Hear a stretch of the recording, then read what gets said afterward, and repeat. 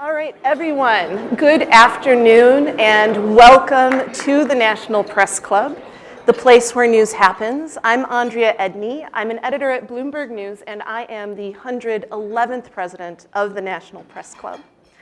Before we get started, I'd like to ask you to please silence your cell phones if you haven't already. If you're on Twitter, we do encourage you to tweet during the program, and please use the hashtag NPCLive.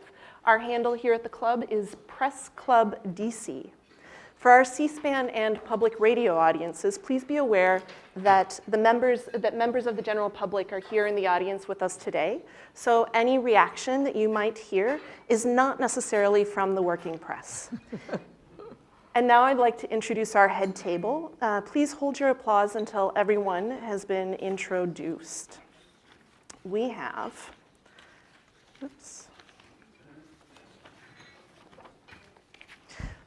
We have Barbara Cochran, and if you would like to stand. Barbara, she is the president of the board of the National Press Club Journalism Institute and the Curtis B. Hurley Chair in Public Affairs Journalism at the Missouri School of Journalism. We have Ferdows Al-Farouk. He's a member of the National Press Club's Board of Governors and a senior reporter at MedTech Insight. We have Gil Klein. He is a former National Press Club president and the Washington program coordinator for the University of Oklahoma's Gaylord College of Journalism and Mass Communication.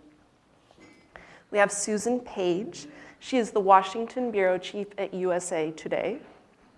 We have Lauren Potate, staff writer at the National Newspaper Publishers Association. Catherine Skiba, freelance journalist and author and member of the National Press Club Headliners team. We have Heather Forsgren-Weaver, who is a freelance journalist and member of the National Press Club Headliners team. And we have Betsy Fisher-Martin, executive director of the Women in Politics Institute at American University and co-chair of the National Press Club Headliners team. Thank you for being here today, all of you.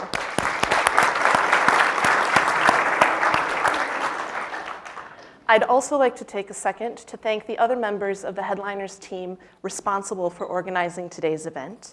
If you're in the room today, please stand and be recognized.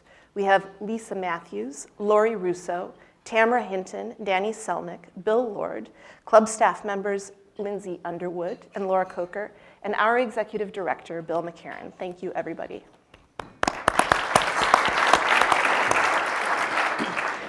So we are so very excited to welcome here today world-renowned presidential historian and Pulitzer Prize-winning author Doris Kearns Goodwin.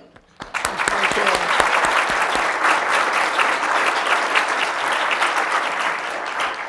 She has just published her 7th book, Leadership in Turbulent Times, and that's the book that we're going to be discussing here today. If you haven't already purchased a copy, we are selling them outside, and Ms. Goodwin will be signing books after today's event. The sale of each book benefits the National Press Club Journalism Institute, which does so much good work to support press freedoms and to promote professional development and scholarships here at the club. So Leadership in Turbulent Times examines how 4 men, 2 of whom are immortalized on Mount Rushmore, overcame obstacles to become iconic presidents. Since Ms. Goodwin has spent 5 decades studying the presidents featured in this book, Abraham Lincoln, Theodore Roosevelt, Franklin Delano Roosevelt, and Lyndon Baines Johnson, her guys, as she calls them, today's discussion should be both educational and illuminating. Ms. Goodwin's career studying presidents began when she was chosen as a White House Fellow during the Johnson administration, the story of which is worth having her retell today during our discussion, I hope. She won the Pulitzer Prize in 1995 for her book, No Ordinary Time, Franklin and Eleanor Roosevelt, the Home Front in World War II. Her book on Abraham Lincoln, Team of Rivals, The Political Genius of Abraham Lincoln, was adapted for the big screen, as many of you know. Lincoln was directed by Steven Spielberg. It earned 12 Academy Award nominations, and Daniel Day-Lewis won an Oscar for his portrayal of President Abraham Lincoln in that movie. Spielberg has acquired the rights to her book about Theodore Roosevelt, The Bully Pulpit, Theodore Roosevelt, William Howard Taft, and the Golden Age of Journalism. Maybe she'll tell us whom she envisions as playing Teddy and Chief Justice Taft. Ms. Goodwin graduated magna cum laude from Colby College. She earned a PhD in government from Harvard University. She also taught classes on government there, including a course on the American presidency. She is a frequent guest on NBC's Meet the Press, and her appearance in Ken Burns' documentary on baseball led her to write her baseball memoir, Wait Until Next Year. So if you don't already know this, she is a die-hard fan of the Boston Red Sox, so I'm guessing she's pretty happy after their big win in the World Series this year. So with the midterm elections tomorrow and politics on the mind of so many, this is really the perfect time to have Doris here to reflect on political leadership and the direction of our country. We have a lot to get to, and we're saving time for questions from the audience as well. I'll let you know when to start lining up at the 2 microphones we have here in the room. There's one right there and one right there. Please join me in welcoming Doris Kearns Goodwin to the National Press Club.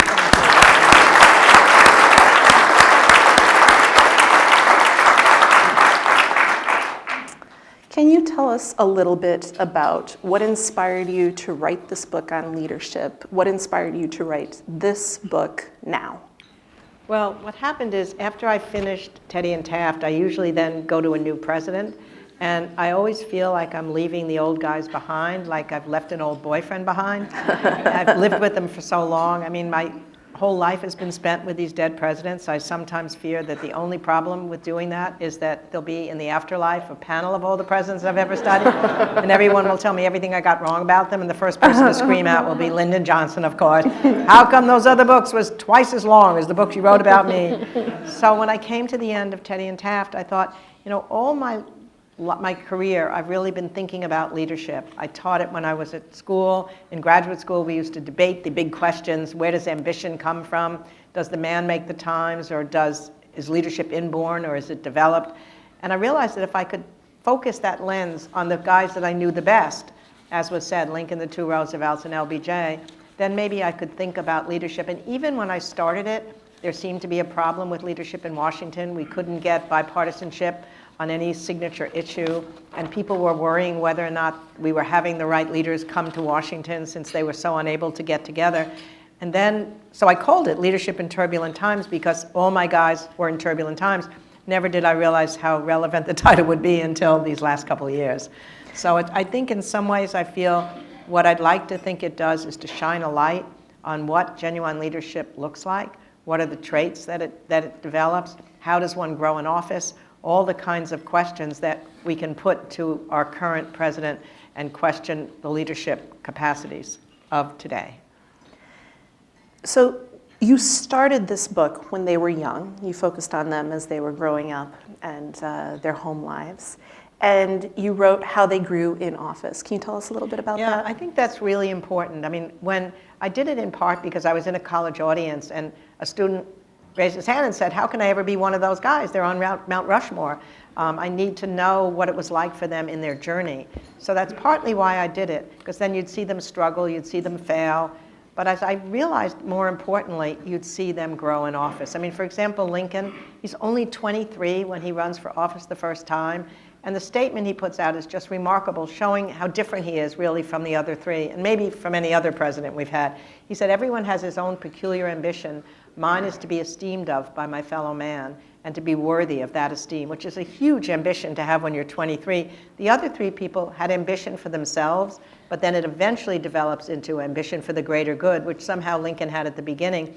But the fun thing about watching him when he's young, he says in that statement, you know, I don't know many of you. You probably will not give me this chance to be your representative. And if so, I won't be very much chagrined because I'm used to disappointment. But then he says, but if I lose now, don't worry, I'm going to try again. In fact, I think I'll try 5 or 6 times until it's so humiliating, and then I promise you I'll never try again. So it showed one of those leadership traits in him from the start, persistence. And then you watch Teddy Roosevelt when he first gets into the state legislature. And he's very much like our current president in some ways. He loved being the center of attention. Even then, they said he wanted to be the baby at the baptism and the bride at the wedding and the corpse at the funeral. And he made blistering statements against his Democratic opponents. He made headlines everywhere in New York State as a freshman legislator. But then he suddenly realized that he wasn't getting anything done. His opponents were too angry with him. Even the Republicans were embarrassed by what he was doing. So he said, I rose like a rocket and I failed like a rocket, and I had a swelled head, so I had to learn how to compromise and collaborate. So he understood from acknowledging his errors, which is something all these people have to do and all leaders have to do. And he also developed what Lincoln had inborn. Lincoln, I think, was born with empathy, that feeling of wanting to think about what other people were feeling and hopefully help them. Teddy said when he first got in, he had no desire particularly to make things better for people. He just wanted the adventure of being in politics. But then suddenly, as he is in the state legislature and then police commissioner, he sees tenements, he sees decrepit living conditions, he sees children working in factories, and it developed in him what he called a fellow feeling or empathy, and then that made his leadership much larger than it would otherwise have been. For Franklin Roosevelt, he gets in at 28, and he doesn't really know that this is what he wants to be, and the minute he gets on the campaign trail, he loves barnstorming, he loves listening to people. He wasn't a great speaker. Eleanor said he would start speaking and then have a pause, and you were afraid he would never, ever continue, until by the end of the campaign, he was up there for so long, you thought he would never, ever end. But he realized what the philosopher William James said is, every now and then, it probably comes to all of us, we hope, there comes a moment when you say, this is the real me, this is what I want to be. LBJ, from the time he was 2, I think, wanted to go into politics, and he pursued power through college, et cetera, and then eventually his power was used for the greater good. So that's sort of the journey that I want to let people follow, is how they grew, how they made mistakes, they went backward, and they went forward. So you touched on this a little bit earlier, but to what extent do you think is leadership born or made? Yeah, I think, obviously it's both. I mean, I think there are certain gifts that you might be born with. Lincoln was born with the gift for language. I'm not sure that however you tried, one could easily write the Gettysburg Address. In fact, Teddy Roosevelt wrote an essay where he said there's 2 kinds of success in the world. One is if you have a talent that no matter how hard somebody tries to develop it, like a Keats for a poem or a Shakespeare play, you might not be able to emulate it. But most success, he said, comes from people who have ordinary talents that they develop to an extraordinary degree through hard, sustained work. And that's true of all my guys. I think it's probably true of all of us. I mean, except for that gift for language, I think he was inborn with empathy. I think Teddy was lucky to be born with a photographic memory that helped him in his political world. FDR had that optimistic temperament inborn, and that was so important in his leadership. And LBJ just had unbounded energy. But then most of it is that they take what talents they have and they work hard. All of them do. I mean, they're in the office before everybody. They're staying there before everyone's gone home. There's a sense of knowing that it's going to take more work than their opponents to get something done. Based on your observations, does our current president share any character traits with these 4 leaders that you focused on? Okay, well, let's start with humility. In fact, one of my favorite comments that President Trump made as a candidate, he said the reason he loves Pope Francis so very, very much is that Pope Francis is very, very humble, just like Donald Trump. But humility means accepting limitations and acknowledging errors and learning from mistakes, and so far we haven't seen that. The interesting thing about empathy is one has to concede that he must have had some sense of feeling for what the base who eventually voted for him in the election were feeling and what they were thinking and who they were upset with and what they wanted and what their fears and hopes were, because he's bound them to his side. But then you would hope that that empathy, once you get into office, would be expanded so that you'd be president of all the people. He obviously knows how to communicate. I mean, all of the people that I wrote about learned the technology of their time. Lincoln was lucky to communicate at a time when all of his speeches would be printed in full in the newspapers and then reprinted in pamphlets. So you'd read the whole speech at home out loud. Teddy was lucky to come along at the time when the national newspapers were being born, so his short, punchy language was perfect for headlines. You know, speak softly and carry a big stick. Don't hit until you have to and then hit hard. Or he even gave Maxwell House the slogan, good to the very last drop. He could be here in our Twitter world. There's no question. If you want somebody to run against President Trump, it would be Teddy Roosevelt for lots of reasons. And FDR, obviously, he came of age in the presidency with the voice of radio, not just that intimate voice, but that conversational style of speaking. And he was able to make people feel that he was actually talking to them directly. There's a story of a construction worker running home one night, and his partner said, "Where are you going?" He said, "Well, my president's coming to the living room to greet me. I must be there to say hello to him." And so he made people feel, he had each individual in mind when he gave those fireside chats. And it was such an important bond of trust that he developed with the people. Then you get JFK and Ronald Reagan in the age of 3 television networks, and then you get today's social media. And certainly Mr. Trump mastered the social media that cut through his tweets, everything in all the cable and words. He made news everywhere he went. I think the difficulty is when you become president, even though Lincoln could speak extemporaneously better than anyone, once he was president, he knew his words mattered. So he hardly ever spoke, even though he could answer anybody. There's a moment when somebody yells at him, "Lincoln, you're two-faced." He said, "If I had 2 faces, do you think I'd be wearing this face?" He could do that quickly. But he said as president, his words mattered. So I think he shares that. The question is, has he been able to control his anger like my guys were? Lincoln, when he would get mad at somebody, would write a hot letter, put the letter aside, hoping he would cool down psychologically and never need to send it. So in his papers, you see these blistering letters where at the bottom, never sent and never signed. Certainly that's not been true for President Trump. When he gets angry, the tweets come out. Building a team and making the team feel a sense of common purpose so that they feel a family and they don't yell at each other in public obviously hasn't happened. So there's a series of leadership traits. You know, I used to think, and Betsy may know this, when Tim Russert was still alive, we talked about how if journalists covering campaigns, instead of looking at the debates and who zings who and who has raised the most money, could look at like a leadership index. They've all been somewhere. They've been in Congress, they've been senators, they've been a mayor, you could look at what their leadership was. They don't change hugely. They may grow when they get into the big office, but they've hopefully grown. And that's the index that we should be studying our leaders by today. What would you have in that index? Well, I would put these kind of things. I put resilience there. I mean, all 4 of these people went through terrible personal trials, and they came out stronger as a result of that. I would put humility. I'd put empathy. I'd put communicating with people. I'd put connecting with people, of all manner of people outside the office. You'd put courage, the ability to sometimes make a decision that might be risky, like LBJ did when he first came in and decided to make civil rights his priority. And his advisor said, "You can't do that. You'll never get it through the Senate. And you'll be a failed president when you go to the election. You can't expend your currency on this." And he said, "What's the hell's the presidency for then?" His great moment of triumph, despite, of course, the shadow of Vietnam. So I think there's a series of things you could look at and look at the past and see whether that person had exhibited these traits and how they'll fit into the time in which he's going to lead. That would be very interesting. Is that book 8? No, you know, I need diaries and letters. I mean, I don't think I could write about a current president. I mean, I did get to know President Obama somewhat well, and people keep saying, will you write about him? But I'm only comfortable when I can look over the shoulder of somebody writing a letter, read their diaries. I don't know what will happen 200 years from now. Historians will know so much more about us. They'll see how we walked and talked. You know, when we were working on the movie Lincoln, the only reason we knew that Lincoln had a high-pitched voice was because somebody said that he did, not that it was ever heard. They knew he walked with like a laborer coming home at the end of a hard day because somebody described that. So they'll know all that about us. But will emails be saved? Will tweets be saved? But more importantly, will the emotions that are described in diaries and letters from the 19th century or from even the early 20th be available to the historian? I'm glad that I was an historian of the past rather than 200 years from now.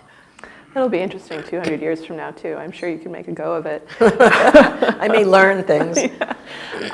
Can you tell us a little bit about your writing process? How do you winnow your ideas? How do you know when to stop writing? How do you do your research? Well, mostly I'm sure you know to stop writing when they tell you it's time, because otherwise I could probably go on forever. My books have taken so long. It took me longer to write about World War II than it took the war to be fought, twice as long as the Civil War. And what the first process is that I've got to choose a person that I want to stay with over a period of time. I mean, they may disappoint me, they're going to fail in a certain sense, but I couldn't live with a Mussolini or a Hitler. I respect so much my fellow historians who can do that, but I wouldn't want to be spending my days with them. So the first decision is to who I want to write about. And then the scary thing is, because all the people I've chosen except for Johnson, because I met him, and that's how I ended up writing my first book. But all the others, there had been hundreds, thousands of books written about them because they were our best-known presidents.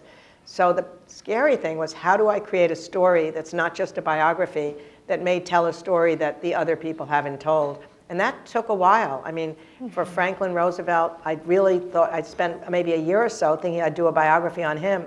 Then I realized, no, I really want Eleanor there. And if I did Franklin and Eleanor, it would be too big. But if I just took the home front during World War II, then maybe I could really look at it in detail. Similarly with Lincoln, it was terrifying to think about writing a biography of him. And at first I thought I'd do Abe and Mary, because I had felt like I'd been able to do it for Franklin and Eleanor. But 2 years later, I realized she couldn't carry the public side of the story the way that Eleanor did. So I happened to come upon some of the letters that Seward had written to his wife when I was up in Auburn, New York.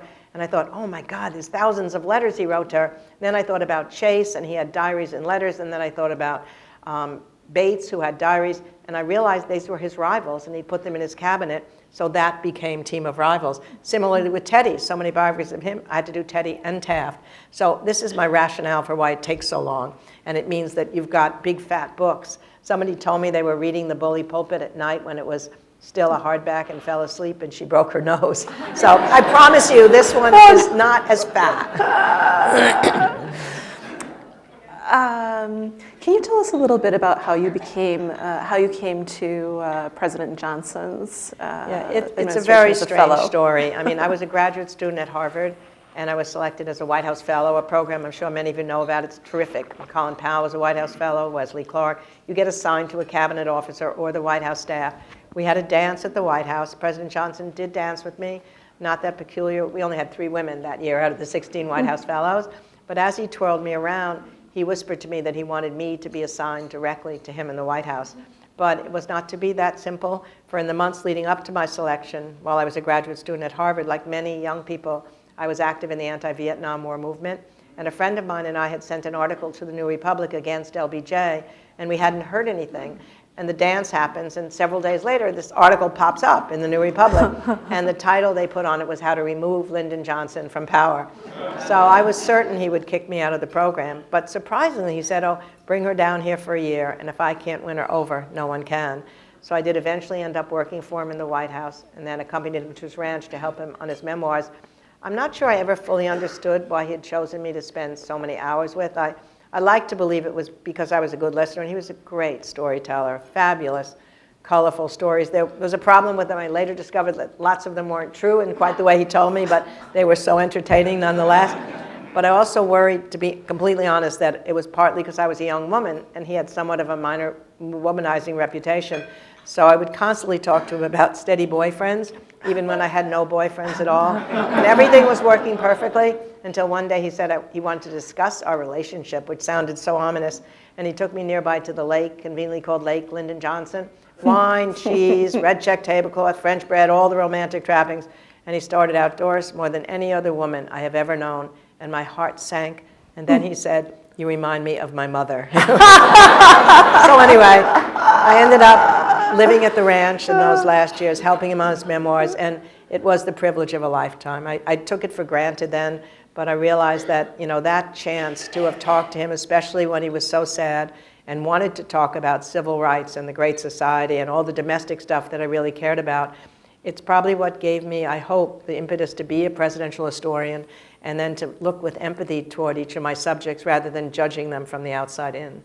So it sounds like he would have gotten himself into a whole bunch of trouble in the Me Too era.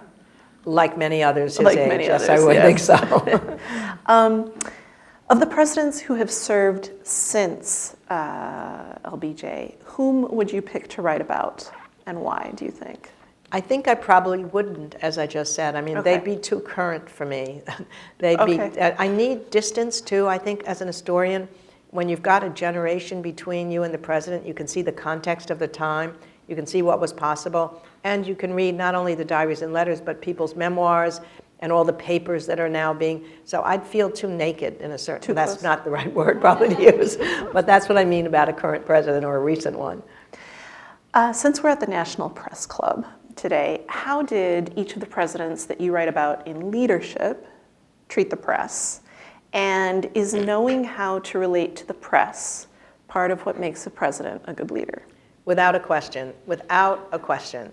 I mean, in some ways, when I think about Teddy Roosevelt in particular, his presidency would have been impossible without the partnership that he established with the investigative journalists. They were able to create the momentum in the country at large to worry about big businesses swallowing up small businesses, to worry about the railroads, which were corrupt, to worry about the corruptions in the cities and the states, that then allowed him to use that public sentiment to push the conservative Congress to do the kind of laws and the things that he wanted them to do. But what it took from him and from FDR, Lyndon Johnson more complicated, but what it took was that sense of confidence that you could be criticized by the press, and that didn't mean that the press was your enemy. On the contrary, even when Teddy Roosevelt was younger, and he wrote a memoir about his experiences in the Spanish-American War, and a famous journalist wrote a critique of it. And he said, Teddy so made himself the center of every action, of every battle of that war, that he should have called the book Alone in Cuba. And everybody's laughing in the country, making fun of him. What does he do? He writes a letter to the journalist that then becomes public. I regret to tell you that my wife and my intimate friends absolutely adore your review of my book. Now you owe me something. I've always wanted to meet you. So the journalist wasn't sure that he could come to see Teddy because he knew how charismatic he was. But he decided that he'd take a chance and he'd still be able to criticize him. They did become friends. He still criticized him, and Teddy still accepted that relationship. And then when I think about FDR, just imagine 2 press conferences a week. He said that those press conferences educated him. They made him get up to date on things. He called them by their first name. There was one time when a reporter got mixed up on a train, and he actually wrote the column for the reporter. But it was much more important than that. He knew that the press was his vehicle for explaining problems to the country, and that without the communication that he had through the press, he would never be able to do what he had to do. I mean, it is unconscionable, the idea that the press is the enemy of the people. I mean, the press, as you know so well, I mean, without the press, the democracy wouldn't be what it is. Despite other presidents getting pissed off, as they do at individual press along the way, or closing down one newspaper or another, never, ever has it been what it is right now. And that's why I'm so glad you're here in this press club. The camaraderie that I think you must be feeling now, you're doing a great job in the midst of all this. And I'm so proud for all of you that you're fighting back in this time when democracy depends on you.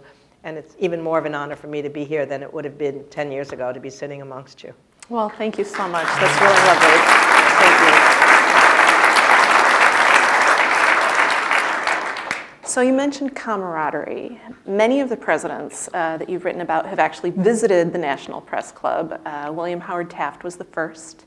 Theodore Roosevelt, between his administration and running as a bull mooser, Franklin Roosevelt addressed the club from this spot here in the ballroom. Chills, right? Yes, as here. did LBJ. Eleanor Roosevelt also was the first woman to address the club, again, from this very spot in the ballroom. So a lot of the presidents used to also come here to sit and to relax. Journalists founded this club to have a place to socialize and to relax. There's a photo upstairs on the 14th floor of Harry Truman as vice president, playing the piano with a young movie star sitting on top of it. What do you think about the role that the club played in people being able to get together and just relax a little bit? Well, you know, from what I've read about the history of it, that was the idea in the first place, that a couple journalists wanted a place to go where they could play poker, they could relax with each other and have a few drinks, and there wasn't such a place. And then this place eventually develops. And it's a larger point, I think, in the study of leadership or the study of any career. We feel today, especially, that we have no time to relax because everything goes with us, the email or the iPhone. But my 4 presidents were pretty busy, maybe busier even than we are ourselves, and they all found time to relax and feel camaraderie and replenish their energies. Lincoln actually went to the theater 100 times during the Civil War. They say when the lights came down and a Shakespeare play came on, for a few precious hours he could forget the war that was raging. And that was so important to him. He said, otherwise, he said, the anxiety he was feeling would have killed him if he didn't have those moments of relaxation. And then his other favorite way to relax was just through humor, through stories that he could tell people when they were anxious that would make them laugh. And he said laughing was like whistling off sadness. In fact, his favorite story, I was able to get Daniel Day-Lewis to put into the Lincoln movie. It had to do, as Lincoln told the story, with the Revolutionary War hero Ethan Allen, who went to England after the war to a dinner party, and they decided to embarrass him by putting a huge picture of General Washington in the only outhouse where he'd have to encounter it. And as Lincoln told the story, they figured he'd be very irritated at the idea of George Washington in an outhouse, but he came out not upset at all. And they said, well, did you see George Washington there?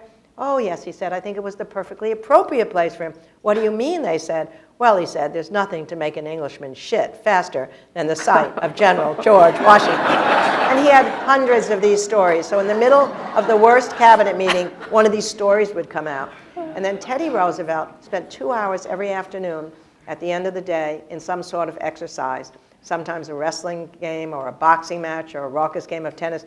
But his favorite was a hike in the wooded cliffs of Rock Creek Park, where he made a rule you couldn't go around any obstacle. So if you came to a rock, you had to climb it. If you came to a precipice, you had to go down. So there are stories of journalists and companions falling by the wayside as they're trying to follow him in the woods. But my favorite story was the French ambassador came, and he was so excited he had his first walk with the president. So he has his silk outfit on, and he thinks they'll be on the Champs-Élysées, and he finds himself chasing after him in the woods, and finally they come to a stream. And he says, thank God it's over. Then he says, judge of my horror, as I saw the president unbutton his clothes and heard him say, it's an obstacle, we can't go around it, so no sense in getting our clothes wet. So I, too, for the honor of France, took off my clothes. However, I left on my lavender kid gloves. Should we meet ladies on the other side, it would be most embarrassing to be without gloves. So all I could think of was this guy with nothing on. And then, but the best part of all the relaxing is FDR. During World War II, he had a cocktail hour every night where the rule was you couldn't talk about the war. You could talk about books you'd read, movies you'd seen, gossip, as long as you didn't mention the war. And after a while, this cocktail hour was so important to him, he wanted the people to go to the cocktail hour to be living on the second floor of the White House to be ready for the cocktail hour. So Harry Hopkins, his foreign policy advisor, came for dinner one night, slept over, didn't leave until the war came to an end. Lorena Hickok, Eleanor's friend, lived in a bedroom next to her. Winston Churchill came and spent weeks at a time. Princess Martha from Norway was there. And so when I was writing the book on Eleanor and Franklin, I became obsessed with the thought of what these people must be talking about in their bathrobes at night as they gather in the corridor that surrounds those 6-bedroom suites. And wishing, when I've been up there with LBJ, I thought of asking, so where did Churchill sleep? Where was FDR? Where was Eleanor? But I wasn't thinking in those terms when I was 24 with LBJ. So I mentioned it on what was then the Diane Rehm show here in Washington. And it happened Hillary Clinton, then in the White House, was listening. So she called me up at the radio station and invited me to a sleepover in the White House so we could figure out where everyone had slept 50 years earlier. So a couple weeks later, she invited my husband and me to a state dinner, after which between midnight and 2 a.m. with my map in hand, we figured out, yes, Chelsea Clinton is sleeping where Harry Hopkins was. The Clintons are sleeping where FDR was. We were in Winston Churchill's bedroom. There was no way I could sleep. He was definitely in the corner drinking his brandy and smoking his cigar. But I think, to go back to your major question, I think when anxious times are there, being able to relax with comrades is a really important thing. LBJ couldn't do it very well. He had a swimming pool at his White House, at the ranch, where you'd think you'd be swimming, but there were floating rafts with floating telephones and floating memo pads all over the place, so you couldn't move. So I think the fact that the press club was formed to provide that camaraderie and relaxation, and the fact that we're here now, and at least for a few moments, we're not thinking about the anxious moments outside, is a really good thing. Thank you. That's really wonderful. I have so many more questions here, but I'd really like to open it up to the audience. So we have mics here and here. You can line up behind the mics. Anyone who has a question can come and line up behind the mics. We're going to take questions alternating. So first person to get to this mic, I believe, is this lovely woman in the chartreuse jacket. We'll start with you, and then we'll go with you. Please introduce yourself, and may I ask you to please keep your questions succinct, because I think we're going to have a lot to get to. So I love your books. I love history, and it's fascinating to hear about how you gathered it, but I'm really worried about that 200 years ahead, when everything we do is in tweet or Facebook or, I don't know, whatever all the other the diaries, the pieces that we gather as historians won't be as available. What do you think that will do for us? I think it is a worrisome thing, although I suspect they'll figure out something 200 years from now that we don't know now.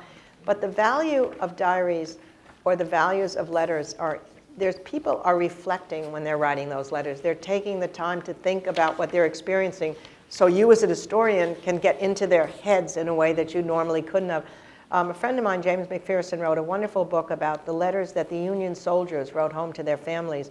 And these were not educated soldiers, but that's the way you communicated then, before the telephone, before you had other ways of communicating. And so people had to learn how to express themselves to keep in touch with their loved ones and their families. And the letters are beautiful. They talk about the ideals of the country for which they're fighting. They talk about emancipation versus union. And I worry that not only will we not have access to these things later, but our young people are not thinking in these terms now. Everything's so staccato on emails or on tweets that you're really thinking through a whole problem and trying to source it through a diary or a handwritten letter. But my guess is that technology will figure something out, and there'll be some other form, or things will be saved. I sometimes, when I talk to college students, say, don't throw away your emails, even if you break up with your boyfriend or girlfriend, because some biographer may come along someday.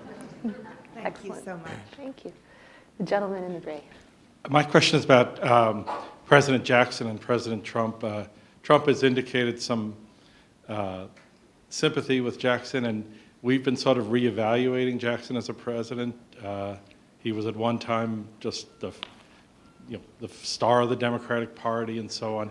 I just wonder if you have anything to say about them as leaders in comparison. Well, I think it's a good question. I think that the reason President Trump turned toward President Jackson was the idea that Jackson was a person who was representing the people. He was a populist versus the elite who had had the presidency up to his time. And I mean, oddly, of course, he came from a very different background than President Trump. President Trump came from a privileged background, but he was assuming that he had somehow channeled the emotions of people who felt left out of the political system and who felt that they needed a champion and someone on their side. There's lots of things about Jackson that are troubling, the Trail of Tears with the Native Americans, some of his policies are, but I think it was that piece of him that allowed Trump to feel, this is my guy. And to some extent, he has channeled the emotions of people who felt that the political system had failed them, just as Andrew Jackson did. But it's always, it's interesting who these people find as their mentors. The interesting thing about my four people is that each one found the person before them. LBJ's mentor and political hero was FDR. FDR's political hero was Teddy Roosevelt. Teddy's was Abraham Lincoln, and Abraham Lincoln's was George Washington, just showing the history of the country in that short period of time. Thank you. Sir. Hi, Steve Jones. Title of your book is Leadership in Turbulent Times. So there's an intersection of the person and the times. What are your thoughts around if each of your four had been in the other's times? It's a great question. I've really thought about that, and I'm not sure that they could have fit into the other people's times. I mean, they each had a set of strengths which were so suited for what was needed. And also, you can see it's when people say, do you need a great challenge to be a great leader? And there's some thought about that some of our greatest leaders in the historical rankings either had a war or depression or some big challenge, because that allows you to mobilize the country. But having that challenge can also mean a great failure. So even just think about Buchanan is there before Lincoln. The country's already beginning to split apart, and he exacerbated the divisions of the country. That's why he was always at the bottom scale of the presidential historians' rankings. Until recently, there was a new historians poll that put President Trump at the bottom. So there was a story in the paper saying that the Buchanan family was celebrating. They were no longer at the bottom. Or you take, Herbert Hoover, who was a very decent man, a very good man, and a pretty good leader up until he hits the challenge of the Depression. And his ideology was such that he couldn't allow himself to believe the federal government had to step in. He kept feeling the states and locals could do it. He couldn't experiment, and thus he was unable to deal with the Depression. In the same way that FDR, given his experimentation of having had that polio, trying everything you can to do it, he'd already come to the conclusion as governor that the federal government had to take roles because the states couldn't do it. So he was the right man for that time. Plus his contagious enthusiasm and optimism was able to give people that morale. From that first inaugural, there were letters that came in and said, my roof fell off, my dog died, and my wife's mad at me, I have no job, but it's okay because you're there. It's that mystery of leadership. And who else better than going back to Lincoln? You needed somebody with patience and perseverance, with mercifulness and mercy, with the ability to surround himself with people from different factions so they could all be contained in the cabinet. And then Teddy Roosevelt was much better suited than McKinley would have been to deal with the Industrial Revolution, which is the biggest echo to today. I mean, think about the Industrial Revolution. It shook up the economy much as the global revolution and technological have today. A huge gap developed between the rich and the poor. Immigrants were coming in. They were used as scapegoats by a lot of the working people who were feeling that they weren't having a fair share in the glories of the country's prosperity. And the working class was in real rebellion. There were bombs in the streets. There were nationwide strikes. And yet he came along and channeled that populist energy into a square deal for the rich and the poor, the capitalist and the wage worker, in a way that McKinley couldn't have. And I would argue, too, that I'm not sure that JFK, as maybe far better he might have been on foreign policy in Vietnam, could ever have gotten the Civil Rights Bill through the Senate. I mean, Johnson understood every single senator. He calls them up in the morning. As I say, he calls them at night. Senators, falling asleep at night, and he calls them, I hope I didn't wake you. No, I'm looking at the ceiling, hoping my president will call. And when you listen to those tapes, it is so subtle what he does. It's not simply, I'll give you this. When he deals with Dirksen, when he tries to bring Dirksen to bring the Republicans to help break the filibuster, first they have drinks, they know each other, they played poker together, they lived together in a way that they don't anymore today. Anybody that were veterans in World War II and the Korean War, I think, knew about a common purpose that has not sustained us in these current congressional people either. But he says to Dirksen, okay, what do you want? Okay, you want an ambassadorship? You got it. You want a postmastership in Peoria? You got it. You want me to come to Springfield? I'll come there. But then he also understands about Dirksen. So he says, Dirksen, you want to be remembered too. And if you bring Republicans to join the Northern Democrats and break that filibuster, 200 years from now, school children will know only two names, Abraham Lincoln and Everett Dirksen. So he knew how to put that, and he was a Southerner. He believed that it would help the South if desegregation finally occurred. He knew when voting rights, when the Selma demonstration occurred, that he had to go get voting rights, the most precious right to vote for African Americans.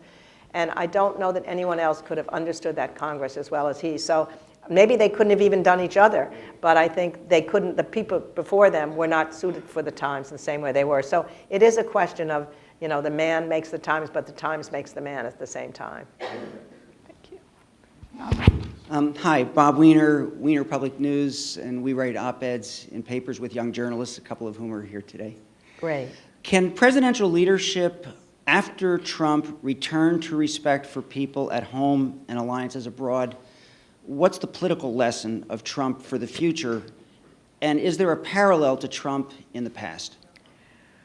Well, the lesson for the future has to be that we can return to a time when there's dignity in our political discourse, and when America is again the beacon of hope for the world at large. I mean, we've been through, I guess that's in some ways the lesson of the book, is that when I think about what it must have been like to live during that period of the beginnings of the Civil War, and those people didn't know how it was going to end, and the country's splitting apart, and 600,000 people are going to die. Or think about what it was like in those early days of the Depression when the banks are collapsing and your savings and your deposits are out and you can't get the money and you haven't got a job and there's hungry people rioting in the streets, and you wouldn't have thought how that could have ended. Or in the early days of World War II, when it was not clear that that war was going to be won against the greatest threat to Western civilization. And yet, because of two things, it worked. Not just was the leader, the right leader in place at the right time, but the citizens were awakened in each one of those times. Lincoln was called a liberator. He said, don't call me that. It was the anti-slavery movement that did it all. Without the anti-slavery movement, the Republican Party wouldn't have been formed. Lincoln would not have been president. There wouldn't have been the foundation for emancipation. There's no question that the progressive movement that started in the cities and the states underlay both Franklin and Teddy Roosevelt's leadership, the Settlement House movement, the social gospel. And without a question, the civil rights movement was essential for anything LBJ should do. So I think what we have to look to now is an awakening of the citizens, and I'm hoping it's already really happening, that there's more young people energized, there's more people running for political office, especially record-breaking numbers of women who never held public office before. Maybe we need people who are not so caught up in Washington. It's almost like they've lived in war so long they don't know what peace is like.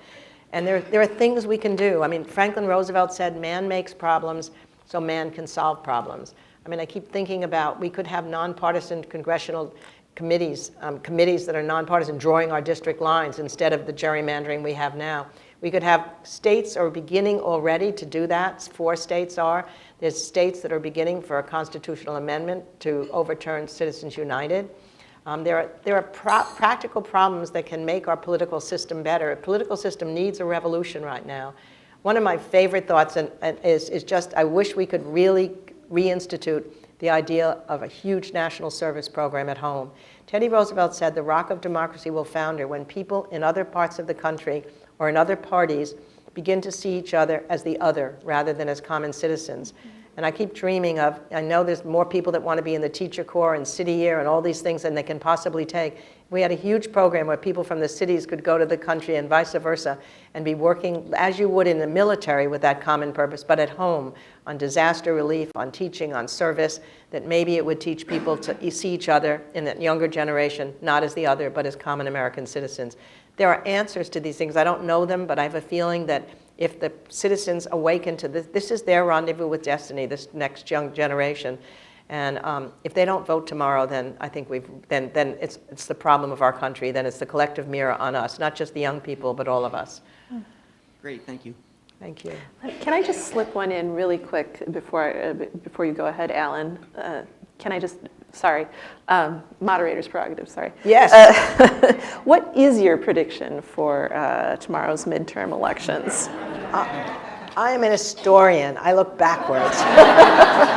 I really will say that. I mean, if you guys aren't sure what it's going to be, then I certainly don't know what it's going to be. And because of the past problems in the last election, it's much more cherry about it. All that I hope is that it's a very good thing that a lot of people are coming out to vote more than before. And if it has the kinds of numbers, you know, that a general election has, then the will of more people will be felt than in a normal midterm when it's such a small group of people that usually vote. So far it looks like a large turnout, and we'll see hopefully what that means. Okay. But I'll tell you what it means tomorrow, the day after tomorrow. I'll be so smart on television. And you'll put it into historical context and perspective, which will be great. Of course. Yeah. Alan, ahead. please. Yes, Alan Schlafer, a member of the Wharton School Club and also a member of the Press Club. Going back as a historian, 250 years approximately, Washington's leadership in very turbulent times, our American Revolution, with the aid of people celebrated in songs such as Alexander Hamilton, and 2 other wars, World War I, the anniversary of the ending of that is coming up in just a few days, and World War II, where the 75th anniversary will be coming up, D-Day next year and the following year. So what are the lessons from these 3 wars and the leaders, both here and abroad, who we dealt with, such as the French, who helped us win seemingly insurmountable odds in the Revolutionary War?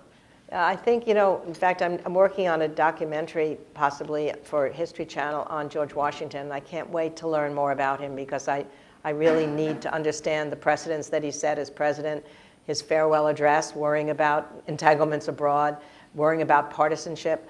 And obviously, I love the idea that these anniversaries are being celebrated. It's so important that we remember these moments in our history. In fact, one of the things that still haunts me now, it's chilling, is that when Lincoln was 29 years old, he wrote an address it was a lecture called the Lyceum Address. And in it, he talked about the fact that he was very worried about the state of the country at that point, that there was a lot of mob violence going on. There were anti-slavery editors being killed. There were lynchings in the South, and the rule of law was not being followed. And he worried that in such a time of anxiety, there would rise someone above us who might try to tear down rather than build up, who would have authoritarian kind of aspects. And he said that you might be a Julius Caesar, or there might be a Napoleon coming along. And he said the only answer to that is to reinstate the rule of law, but more importantly, to remember the ideals of the country. And he said he was worried that the scenes of the revolution were already fading, so that people were forgetting what we were founded for. So he counseled every person to read about the revolution. As mothers read the Bible to their children, they should be reading about American history to their children. and that was the answer to just motivate again the memory of the ideals of the country to fight against the possibility of such a thing happening in our democracy. So your question raises that perfectly. I mean, these anniversaries are incredibly important.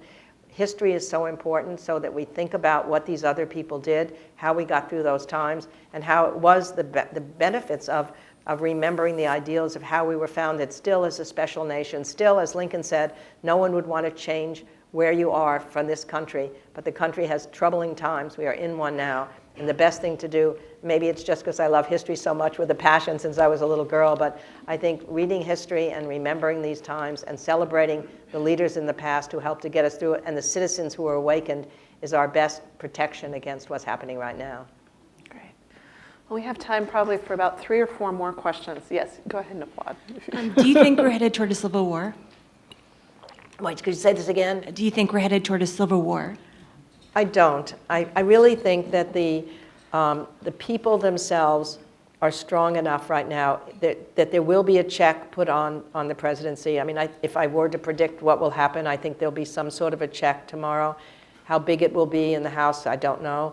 But I think in the end, it's up to the people. And the overwhelming majority of the people don't want this kind of anger against immigrants. You look at the statistics about them wanting some sort of path for immigrants.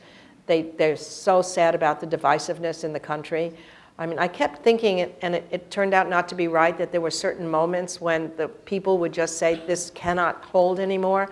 You know, I think obviously when we had the journalist's murder, it seemed to me one of those moments when people were going to say, this cannot be happening.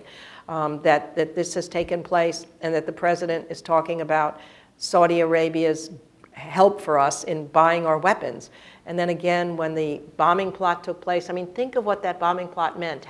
We know that it didn't go off, but had it done so, it would have been the greatest attack on the whole leadership structure since Abraham Lincoln, when John Wilkes Booth was trying not only to kill Lincoln, but he had 2 other assassins, one who knifed Seward and nearly killed him, the other of whom got drunk in a bar and so never got after Andrew Johnson, the vice president, but they were intending president, vice president, secretary. Here you had 2 former presidents, their families, you had the top leadership in many other places, and then again, after that, when President Trump is able to say that he was gaining momentum until this bombing thing happened, and then they have to regain momentum. I mean, some of these asides that he said, I think should all be put aside, because that's what he's really thinking at times. I mean, even today or yesterday when he was saying, they say, why aren't you talking about the economy? And so, because it's so good and will help people, and he said, it's not exciting to talk about the economy. It's only exciting to be fighting something is what he feels. And I just have a feeling that the country itself is feeling exhausted by this, waking up every day and having breaking news, exhausted by fake news and the idea that there is such a thing, that there's going to be, that the people know this. How it gets manifested and whether it's this election or partly or the next election. The one hopeful thing to remember about this midterm, I was just thinking about this the other day, one of the big things that happens at midterms, and we may not know who it is right now, is that some of the big figures have arisen. Abraham Lincoln rose up in 1858 in the midterm elections because of his debates with Stephen Douglas, and he, of course, becomes Abraham Lincoln. Teddy Roosevelt wins in a midterm in 1898 as governor, and he becomes the president who helps us during that tough industrial revolution time. Franklin Roosevelt in the midterm in 1930 is the governor who's finally speaking out about the need for taking care of jobs and unemployment insurance, so he becomes the leader of the progressive forces. And then he becomes Franklin Roosevelt. So somewhere out there, we may not know who it is, it's probably in the states, it's in the local areas, maybe it's a mayor, maybe it's somebody who's going to win or not win the election, but leaders arise when we need them, and we can't just look for them, it's up to us to do it, but if we can do it, they'll do it. This is not normal what's happening now, and I believe in democracy enough, and I believe that we'll turn it back.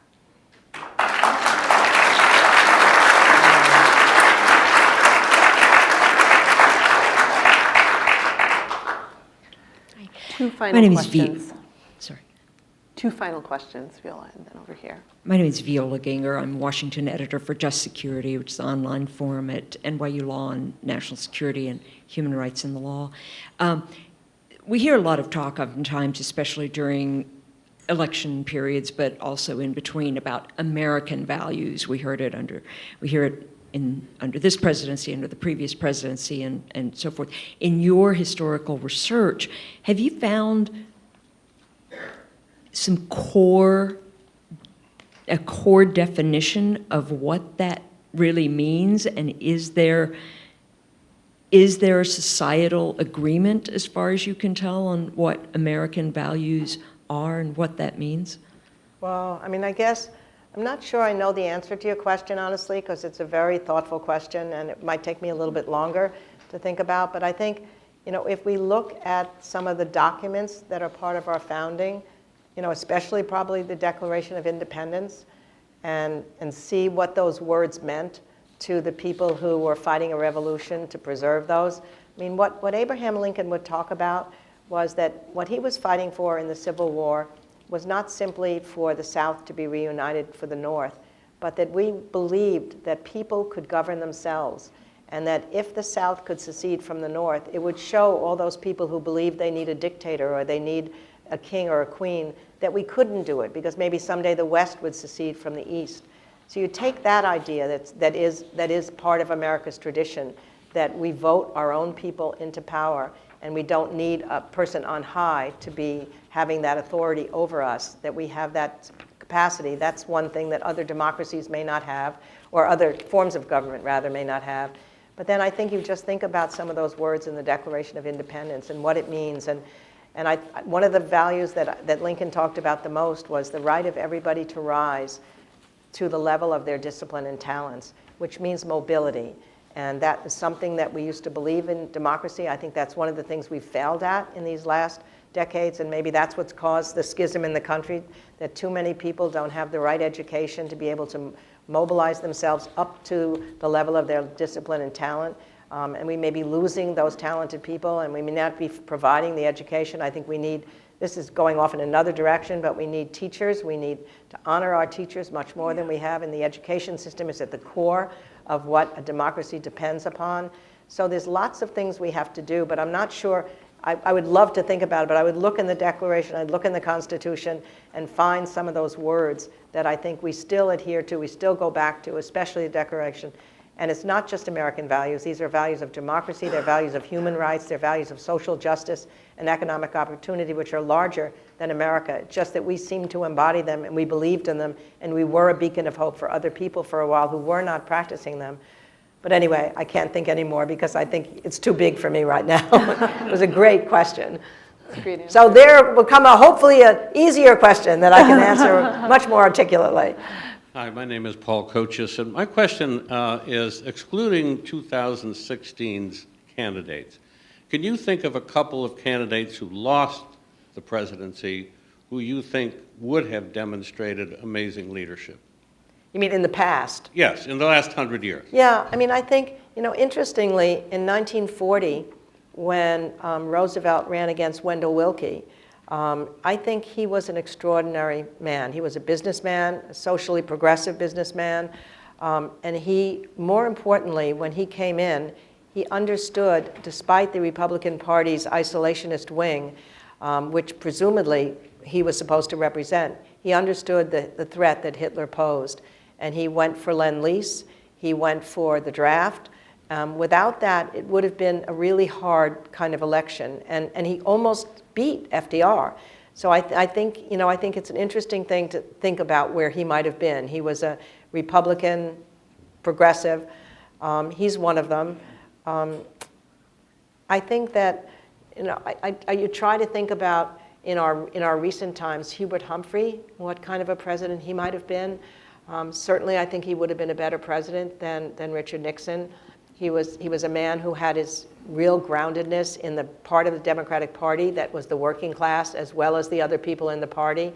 He was a happy warrior. He was just there at the wrong time with that convention in 1968. But I met him a few times through Lyndon Johnson, and he was just an extraordinarily warm character. I mean, much like Joe Biden, I think, a natural politician who really liked being with people. I think he would have been a good leader.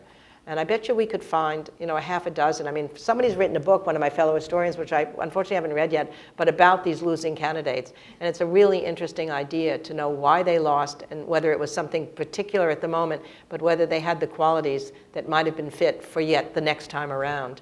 I'll think some more about that too. We have lots more to talk about. We can't stop. We have so much more to talk about, and I hope perhaps that you will consider coming back to talk to us more at some point in the very near future. Before we wrap up, I have just a couple of housekeeping items. First, if you would like to have Ms. Goodwin sign your book, please line up over here, coming around this way after I gavel the luncheon out. Second, I'd like to take a moment to let our audience know about some upcoming events here at the club. This coming Friday, 2 days before Veterans Day on November 9th, we have Secretary of Veterans Affairs Robert Wilkie joining us for a luncheon. Joanna Breyer is coming on Tuesday, November 13th to discuss her book. November 14th, we're going to discuss issues confronting U.S. youth soccer at a Newsmaker event, and then that night, host Marvin Kalb at a book wrap to discuss his book, Enemy of the People, Trump's War on the Press, The New McCarthyism and the Threat to American Democracy. And also, just like to tell everyone, if you haven't already purchased your tickets for our Fourth Estate Awards dinner, they are going quickly, so this is the time to do it. We're going to be honoring Marty Barron and Dean Baquet, the executive editors of the Washington Post and the New York Times, respectively. Great. So I have a small gift for you, and then one I'd like to just get your thoughts on. One, hear from you on one other thing. This is a National Press Club mug. Hooray! We present one to each of our esteemed Thank speakers. you. We hope that you will use it in good health. Thank you so much. Thank you. Thank you. And last question, we like to end on a lighter note. I understand that you were the first woman to enter the Boston Red Sox clubhouse. Is that true? And if so, can you tell us about that? Well, I don't know about the first woman, but the first woman writing a story for journalism about getting in there. So what happened is I used to take my kids to spring training every year, and I would write an article in order to rationalize why I was there. So I happened to be there at the moment when the ruling came down from the court that women had to be allowed into the locker room. So the owner of the Red Sox said, okay, go in. So I went in. But it's a good way to end on a light note, because baseball is really the way that I came to love history in the first place. My father taught me that mysterious art of keeping score while listening to baseball games, so I could record for him the history of that afternoon's Brooklyn Dodger game. I grew up in Long Island, and we were all Dodger, Giant, or Yankee fans in my town of Rockville Center. And he'd come home at night, and I could tell him every play of every inning of the game that had just taken place that afternoon. And it makes you think there's something magic about history to keep your father's attention. So I would go on and on telling him everything, and I realized I learned the narrative art, because at first I would blurt out, the Dodgers won or the Dodgers lost, which took much of the drama of this 2-hour telling away. So I finally learned you had to tell a story from beginning to middle to end. In fact, he made it even more special for me. He never told me then that all of this was actually described in great detail in the sports pages of the newspapers the next day. So I thought without me, he wouldn't even know what happened to the Brooklyn Dodgers. But then, of course, they were ripped away from me to Los Angeles, and I couldn't even follow baseball until I went to Harvard. And then my boyfriend took me to Fenway Park, so reminiscent of Ebbets Field, a team so much like the Brooklyn Dodgers. They almost always won, but would lose in the end. And I became an equally irrational Red Sox fan. So we've now had season tickets for 35 years.